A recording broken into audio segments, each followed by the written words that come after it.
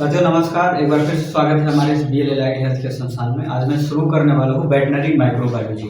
ठीक है, तो पहले तो हम समझते हैं कि ये वेटनरी माइक्रोबायोलॉजी होता क्या है। तो मैं बताता हूँ कि पशु चिकित्सा के लिए जो सूक्ष्म जीव विज्ञान होता है, पशुओं के लिए जो रोग उत्पन्न कर देते हैं, उनके लिए जो हम पढ़ाई करते हैं या शिक्षा लेते हैं, वो वेटनरी माइक्रोबायोलॉजी से हमें प्राप्त होता है। ठीक है, जैसे जिसमें बैक्टीरिया आता है, वायरस आता है, फंगस आता है, परजीवी आते हैं, इन सब का अध्ययन हम इसमें करते हैं। ठीक है, ये खाद्य सुरक्षा के लिए भी बहुत महत्वपूर्ण होते हैं। तो पहली बात तो ये है कि कहते हैं परिचय, तो सूक्ष्म जीव विज्ञान इसे कहा जाता है। रोग उत्पन्न करने वाले जीव जैसे बैक्टीरिया होता है, वायरस होता है, फंगस होता है, परजीवी होते हैं, ये सब जो है रोग उत्पन्न करते हैं। इनका हम सूक्ष्म अध्ययन, ये बहुत छोटे होते हैं, नैनोमीटर में, माइक्रोमीटर में पाया जाता है।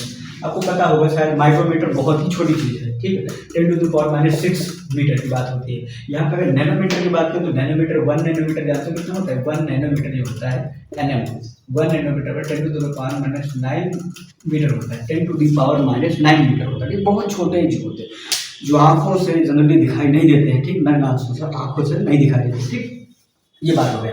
टाइप ऑफ माइक्रो ऑर्गेनिज्म, मतलब जो सूक्ष्म जीव हो उनकी बात हम करते हैं। तो पहली बात ये जीवाणु की बात होता है। ये जीवाणु होता है, विषाणु होता है, कवक होता है, परजीवी होता है। अब हम बात करें कि जीवाणु है, तो जीवाणु जो होता है वो 0.5 माइक्रोमीटर से 5 माइक्रोमीटर तक होता है, मतलब 5 माइक्रोमीटर तक होता है।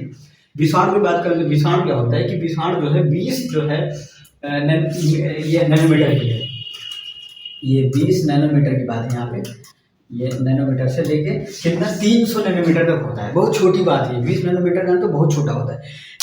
ये जो नैनोमीटर बनता है, ये परमाणु, अगर 3-4 परमाणुओं को, मतलब 3 to 4 क्या परमाणु को अगर हम जोड़ दें तो 1 नैनोमीटर तैयार होता है। बहुत छोटी इकाई होती है। और आपको पता होगा कि दुनिया में किसी भी पदार्थ की, मॉलिक्यूल की सबसे छोटी इकाई परमाणु होती है। ठीक है, इसीलिए जो हम नैनोमीटर बहुत छोटा होता है। ठीक, ये बात हो गई। इसके बाद कहते हैं कवक। कवक जो है बहुकोशिकीय भी होता है, एक कोशिकीय भी होता है। ठीक है, ये डिपेंड करता है किस प्रकार का है। ठीक है, ये परजीवी की बात करें तो परजीवी में क्या प्रोटोजोआ वगैरह आता है। ठीक, ये बात हो गई हमारी जनरली छोटी सी बात।